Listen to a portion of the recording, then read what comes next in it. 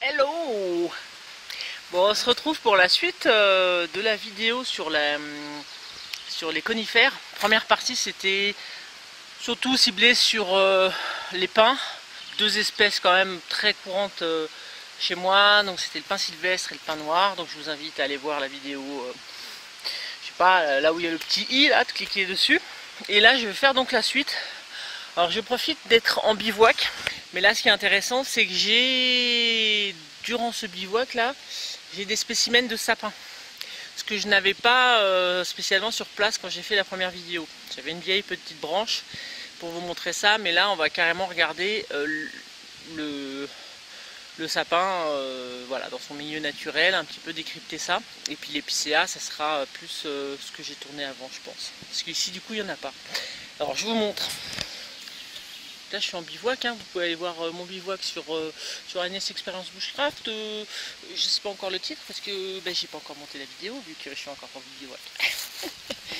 Allez, je vous montre ça. D'ailleurs sur la vidéo d'Agnès Expérience Bushcraft de ce bivouac, il y aura pas mal de plantes, allez voir. Donc, mais je pense que les abonnés qui sont ici sont aussi... D'ailleurs il faudrait que vous me disiez, si vous n'êtes pas abonné à Agnès Expérience Bushcraft, vous n'avez pas en avoir honte ou quoi que ce soit, hein. Mais je sais pas si... J'aimerais savoir s'il y a des gens qui sont automatiquement venus ici par le chemin le plus court en fait, sans passer par sur mon autre chaîne, ça m'intéresserait. À mon avis, il y a quasiment que des abonnés de l'autre chaîne. C'est pas grave, hein, c'est bien. Alors je vous montre. Ici, je retourne. Hein. Ici, c'est donc quasiment que du hêtre. Je pense à 80%. Mais par-ci par-là, nous voyons donc ces arbres-là. Voilà, ici. Très très très très droit. Pour certains très très haut et très très gros. On peut le voir, on verra qu'il y en a d'autres, des plus petits. Et vous voyez, l'écorce, c'est quand même... on verra des écorces plus jeunes là-bas, mais c'est... ça s'en va... c'est pas décollable, ça fait des petits... des petits trucs comme ça, là, je sais pas comment appeler ça. Bon, en tout cas, c'est très très droit. Mais évidemment, c'est surtout au niveau des feuilles, des aiguilles, que on va avoir la réponse au fait que ce soit un sapin. Au niveau des aiguilles et au niveau d'une autre chose, c'est donc des pommes de pin, vous allez voir, parce qu'il n'y en a pas en fait.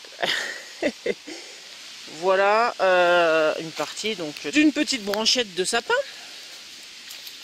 Je vais m'asseoir, je ne paierai pas plus cher. On peut se mettre au soleil. Et donc, qu'est-ce qu'on remarque de particulier sur le sapin? Donc là, c'est une nouvelle pousse de cette année, de ce printemps. Mais ce qu'on remarque vraiment de flagrant, vraiment des deux côtés, d'accord, qu'il y a presque une ligne ici sans aiguilles. Et donc, ça fait comme un peigne de chaque côté. Elles sont vraiment mises l'une à côté de l'autre, comme ça. Vous avez vu?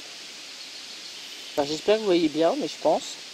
Donc ça, c'est vraiment ce qui saute aux yeux en tout premier quand on regarde le feuillage d'un sapin. Ensuite, les aiguilles sont rondes au bout. C'est bien bien rond. Et dernière chose, c'est hyper plat. Mais vraiment plat de chez plat. Il y a vraiment deux faces. Et je sais pas, troisième, quatrième chose, je sais plus à combien j'en suis, quand vous retournez, et là c'est aussi flagrant sur ce modèle-là, vous voyez donc les deux bandes caractéristiques des sapins, deux bandes blanches sous chaque aiguille. Donc avec tout ça, avec tous ces éléments, vous avez vu, ah il y en a un autre, encore un autre élément. Alors on va prendre sur une vieille aiguille, on verra mieux. Quand vous enlevez une aiguille, voilà, quand vous enlevez donc cette aiguille, il n'y a pas un morceau de bois flagrant au bout de l'aiguille, contrairement à l'épicéa. Je vous montrerai ça. Et ça laisse une petite trace, je pense qu'on voit déjà bien. Un petit rond en fait. Vous voyez, je me rapproche comme je peux, mais après c'est flou. Donc c'est avec mes sales doigts ici. Ok, ça fait comme un rond. Et vous allez voir que pour l'épicéa, ça fait pas ça.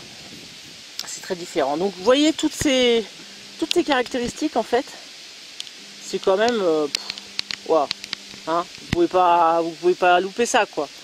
C'est pas possible. Donc voilà, et au niveau de l'odeur, quand vous froissez, un petit côté citron, pas désagréable d'ailleurs. Une autre caractéristique que je trouve assez impressionnante d'ailleurs, c'est que, vous voyez, ça c'est une vieille branche qui est tombée, je pense, elle est sèche. Et ce que je trouve impressionnant, c'est que les aiguilles ne tombent pas. Elles ne tombent pas alors que c'est séché. Moi j'ai déjà mis de côté des aiguilles, des petites branchettes de conifères.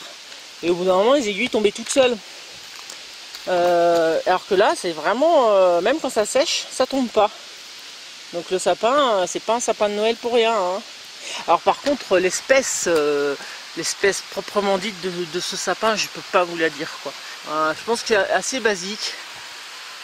Je vais voir. Si je trouve, je vous mets le nom en dessous. Hein, de toute façon.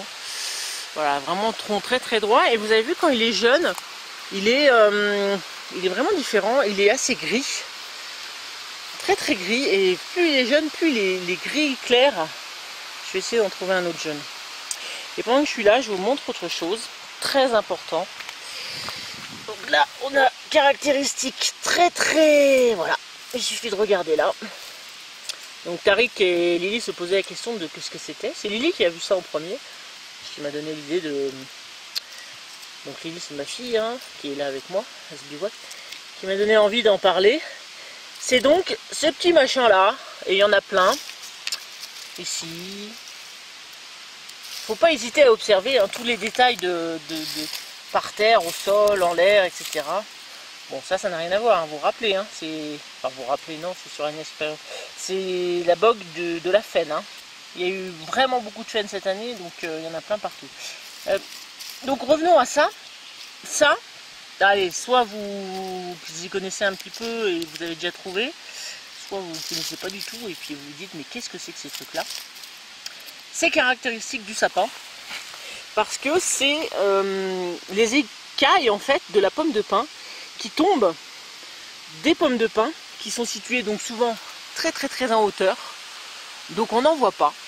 En règle générale, ils sont vraiment très haut. Et chose très intéressante, comparé à l'épicéa, qui les pommes de pin tombent entières, pam, et elles pendent vers le bas. Celles du sapin, elles ne tombent pas entières, c'est que les écailles, et en plus elles sont vers le haut. Donc ça c'est vraiment un truc pour identifier. Si vous voyez un sapin de loin, enfin si vous voyez un conifère de loin, que vous voyez que les cônes sont en l'air, alors assez haut, hein, parce que sinon il y a les cèdres aussi, où ça fait en l'air, mais c'est beaucoup plus rond, je vous en montrerai à la maison, j'en ai. Et ben là vous pouvez pas vous tromper. Ou alors s'il y a des espèces de chandelles toutes droites comme ça, c'est des anciennes pommes de pin qui ont perdu toutes leurs écailles. Les écailles sont tombées donc je crois, moi j'appelle ça écailles, mais voilà.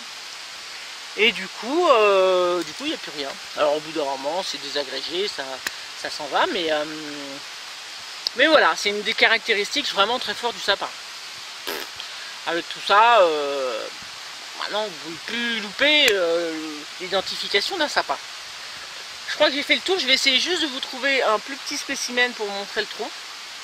Parce qu'après on va partir et voilà, et j'ai pas beaucoup de sapins vraiment à côté de la maison, donc je suis contente d'en avoir vu durant ce bivouac, bon, qui est pas très loin, qui est à 20 km, même pas, mais voilà, un bon spot à sapin. N'oubliez pas que les sapins sont aussi comestibles dans le sens où on peut en faire aussi des sirops, on peut en faire des infusions avec les jeunes, le jeune pousse et tout, hein. Ça il n'y a pas de souci. Voilà, je rappelle que c'est l'if que j'ai à la maison, que je vous montrerai aussi, qui est vraiment hyper toxique. C'est vraiment celui-là où il faut faire très attention. Les autres, théoriquement, il n'y a pas de souci. Voilà. Mais bon, je vous préviens, je n'ai pas fait d'études, c'est en autodidacte. Vérifiez quand même de votre côté tout le temps. Moi, je vous amène sur des pistes qui sont, à mon avis, justes. Heureusement, sinon je ne le dirai pas. Et par l'observation, par la lecture, par beaucoup de temps passé sur faire des recherches, Voilà, je sors pas mes dires de n'importe où non plus, hein, je les ai pas inventés, mais toujours vérifier. Hein. Voilà, hein, très important. Allez, salut. Voilà, là, il y a un tronc plus jeune de sapin. Il est, vous voyez, il est vachement gris clair quand même. Hein. Bon là, on voit pas trop avec la lumière, mais c'est un peu sombre. Ouh. Mais il y a des taches blanches et c'est gris clair. Voilà. Donc la suite de cette vidéo, ça sera sur l'épicéa. Éventuellement la comparaison des deux. Je vous montre l'une à côté de l'autre. Vous verrez que il y a beaucoup de différences. C'est impressionnant. Ouh, je vais me casser la figure. Allez, à toutes pour la suite.